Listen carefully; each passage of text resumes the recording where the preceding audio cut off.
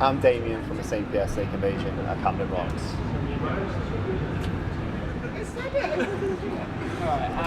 So how does it feel to be down in Camden for Camden Rocks? Are you looking forward to your show? Yeah, it's going to be good. We play Camden a couple of times, so it's always a pleasure, never a chore and all that jazz. So you've got like a few festivals lined up for the summer. Which ones are you looking forward to the most? 2000 Trees, I reckon, because we're playing Blissfields, but it's all like dubstep, so I don't really know why we're on that one, but it'll be interesting. But yeah, the Bronx are playing 2000 Trees, so it's like one of those bands that you start a band, tick the list, bands to support. The Bronx are up there, so be good.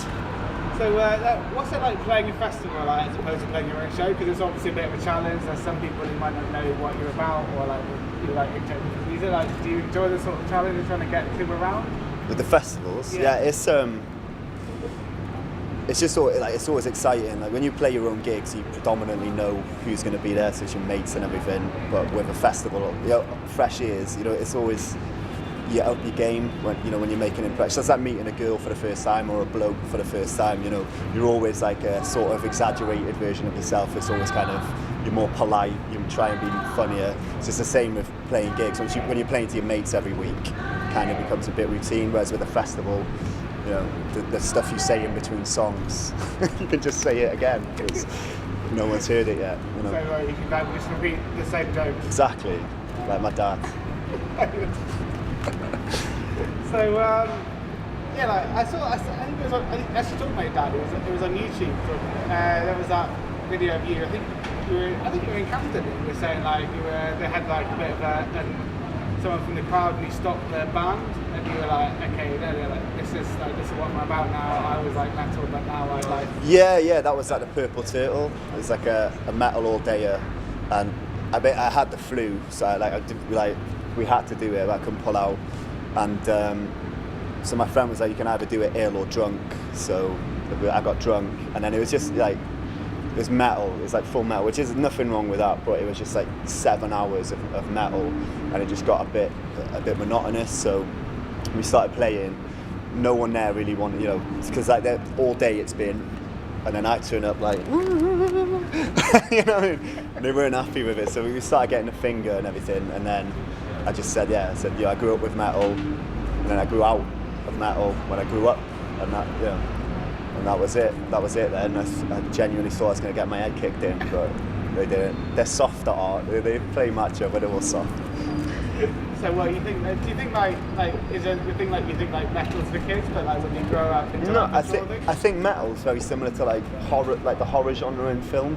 It's like when it's good, it's really good, but it's I think horror, particularly in film, is like the hardest to not be cheesy and contrived. I think it's the same with metal. It's really hard to get it right because it's especially when it's just the same. You can kind of know. You can listen to a song and go, right, there's going to be a big drop now and double bass. But when it's going good, like bands like Sugar and I've still got that. I grew up, cut my teeth on Anthrax and old 80s like Iron Maiden and stuff like that. So you think the St. Pierre Snake Invasion? Yeah, it's the one. Do you think how would you describe your sort of sound? I don't know. It's one of those ones that you like.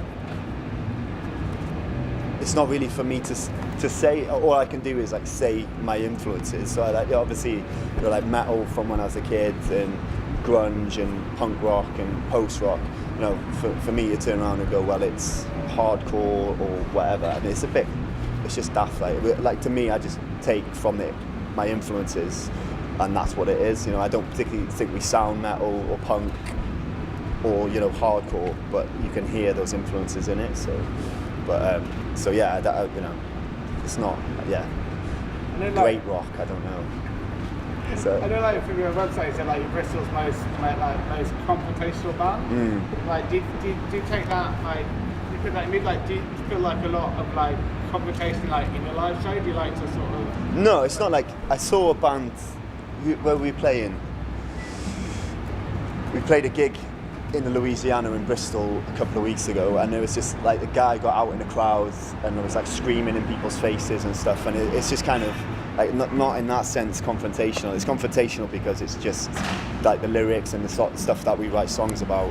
You know, it's kind of, you know, it's alternative culture, counterculture type thing. You know, it's a social commentary, so it's confrontational in that sense. I'm not like kicking off on people or being like, "Oh, mate, look at what you're wearing," that type of, you know, singling people out. It's, you know, and some people think it's confrontational because of that, but it's not like there's no aggression to it. It's just sarcasm more than anything. We're a chopsy, to use a Welsh expression, chopsy band. Tamping. Fuming. My beautiful rage. Bouncing. So, yeah, just like, I suppose like when finding question is like, yeah, like with the lyrics, like, you know, you said like, you like talking about social. So like, do you like to say something like, do you want to have it being like something to say? You know? No, not like it in the sense that like, it's just that like, as soon as someone says this band has got a message, and it's like a little piece of me, like just, you know, it's like, you know, to be an outright political band or whatever, or on the other spectrum, just writing songs about girls and stuff. It's like, you know, they say, you know, it doesn't matter whether you're like a you know, songwriter, a novelist, you should write about what you know. So if something tickles my fancy and gives me a little bit of that, doesn't quite sit right, then I'll write about it. But it's not kind of like, it's just an observation. It's not necessarily like a message. It's just, this is what I think about this certain thing. You know, it's not like I'm going to write a song about UKIP. You know, no Nigel. You know, it's just obvious and daft and pointless.